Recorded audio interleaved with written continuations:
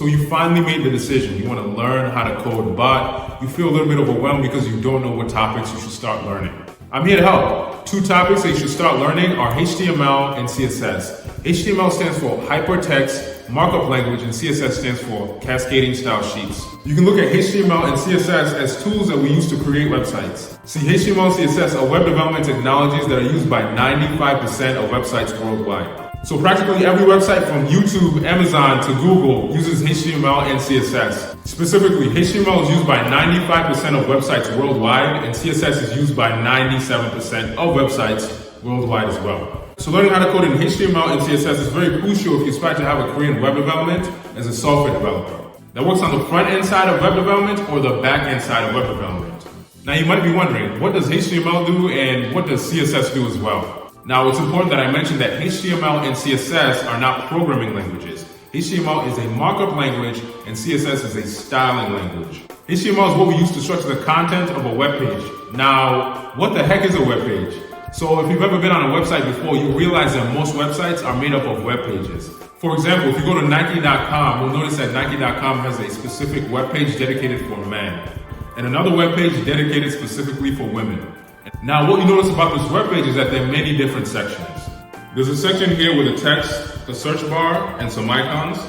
Another section here with some text. A section with an image. Another section here with some more text. So all of this sectioning / structuring was done using HTML, and to be more specific, it was done using HTML elements. A HTML element is a basic building block of a web page. The anatomy of a HTML element is as follows. Less than the name of the element that you want to define. In this case, we want to define a paragraph. So we type P greater than, less than, / greater than. The first half of a HTML element is known as an opening tag, and the second half of the element is known as the closing tag. Now, if we go back to the Nike site, we can notice that they use the P element to define this line of text here. So how do they code this? Very simple. Less than, P, greater than, meet the feel-good connection, featuring comfy fits to support you through every movement, less than, / greater than. Now, when defining your HTML element, you should put your content, in this case, the content that you want displayed on your user interface, in between your opening tag and your closing tag. In a nutshell, HTML helps us tell the computer how we want information displayed on the user interface. So if we want a line or paragraph of text, we use a P element. If we want an image displayed on our user interface, we use an image element. So CSS is what we use to style our HTML documents in order to make our HTML documents look more attractive.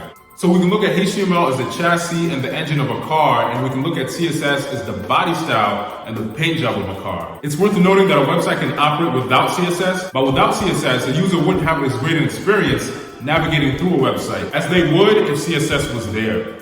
If we have a look at the Nike site with CSS and without CSS, we'll notice a massive difference.